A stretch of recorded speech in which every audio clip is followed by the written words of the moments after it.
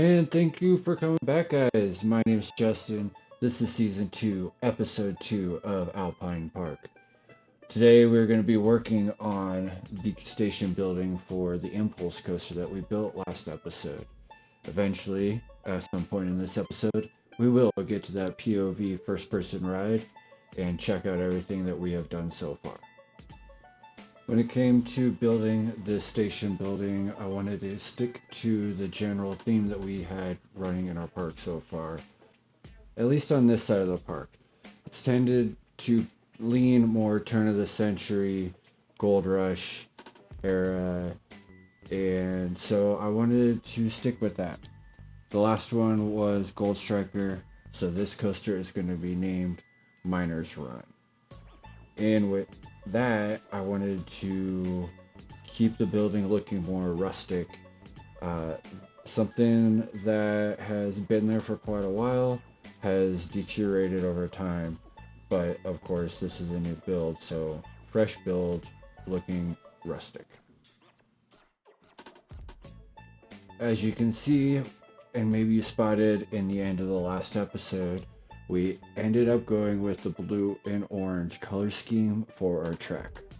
I thought it stuck out pretty good from the other side of the lake.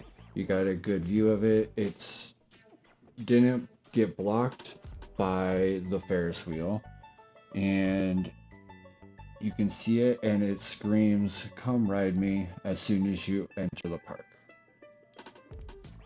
Since we went with the blue and orange, I used those colors as our accent all around the station building. Our window shutters are blue, and I used some orange coming up here later in the build too. Now for this section of the queue, actually I guess this is the exit of the ride. Those fences are little custom pieces that I made a little while ago, and they work in a lot of different areas, so I use them in multiple builds. They're pretty flexible, and I can extend them or shorten them or use them any way that I need. I used them this time because I wanted the exit to be blocked off from the main midway or the pathway out there.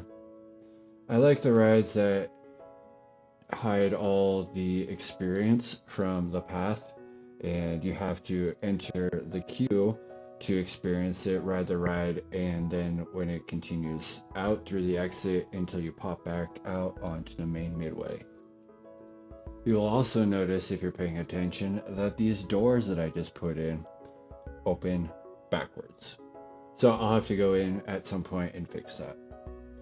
In this section, in the pre-launch area, I wanted to make it look more like a barn, a storage for all the miners back in the day.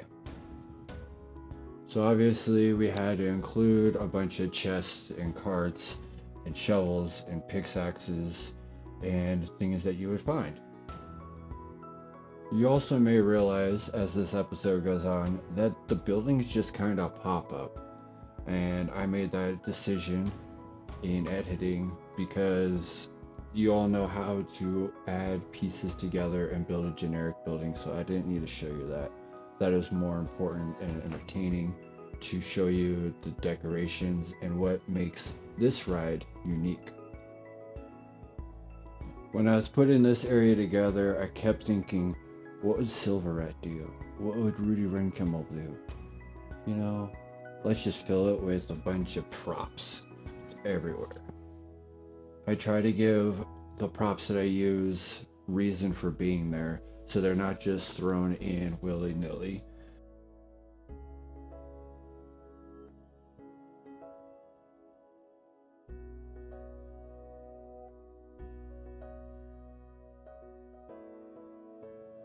I really like the lights that come with the game.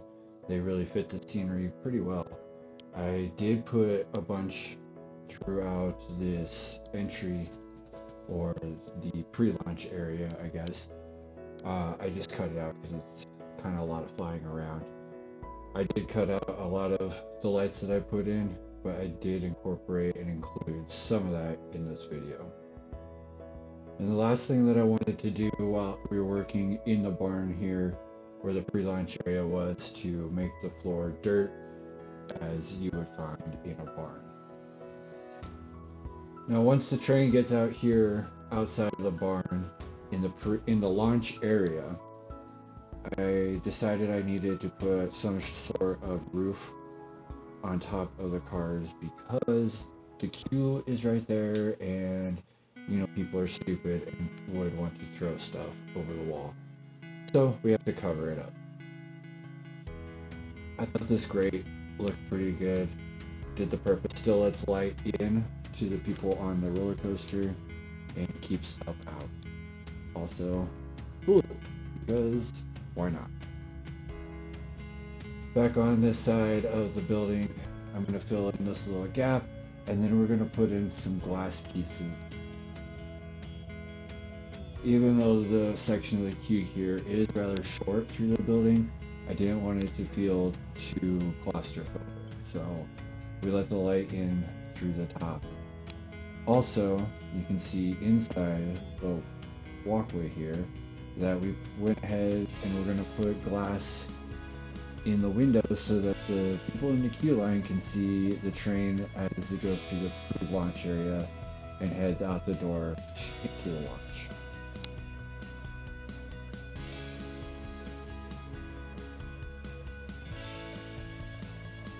Now, in between building in these clips, I did do a couple of test rides. So I wanted to go through and make sure that none of the trees were clipping through, because that would suck to hit at 80 miles an hour. Now moving back out to the main Midway, we're going to add in some more shops. I wanted to tie this in to the area that we're working on our current ride, but I also wanted to tie it in to the area of the park that we have just recently built. So we're going to go through, add some wooden walls and a simple roof, and we got to remember to include an entry door for the people working in that building. Also got to tidy up some of this landscaping to unify everything. Put a wall and a door in here, add some lights, make it all good to go. Now this piece right here was fun to make. I had this little gap and I wasn't sure what piece to use, so I just went ahead and made my own little short fence here using those 4x4 posts. I think it turned out pretty good. It blocks the view from the people in line, and it blocks your view from the Midway in front of the Miners Run ride we just built. So going back across the Midway here, we're going to decorate and fancy up the entryway to our roller coaster. So I wanted to add in some rocks and trees, bring back in that mountain vibe, and block in the view to the queue line. I like the fact that when this is all done, both the queue entry or entrance and the queue exit lines are both hidden from the queue Midway, and all you can see is that little archway right there.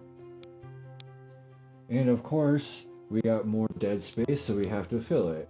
And instead of filling it with trees and decorations, we're going to fill it with shops, because we need that money.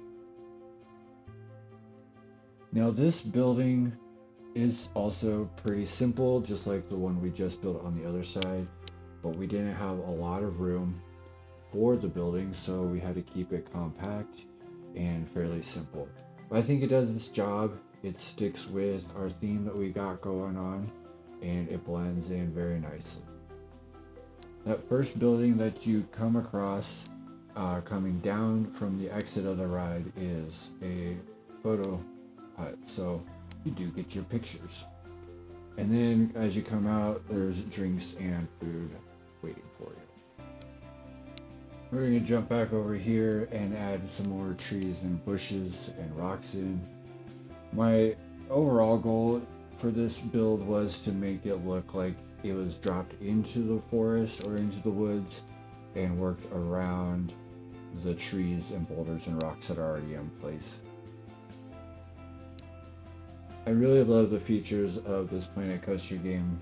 The fact that you can take a tree, sink it all the way down into the ground, so all that you see is the very top leaves poking out, and you get little weeds.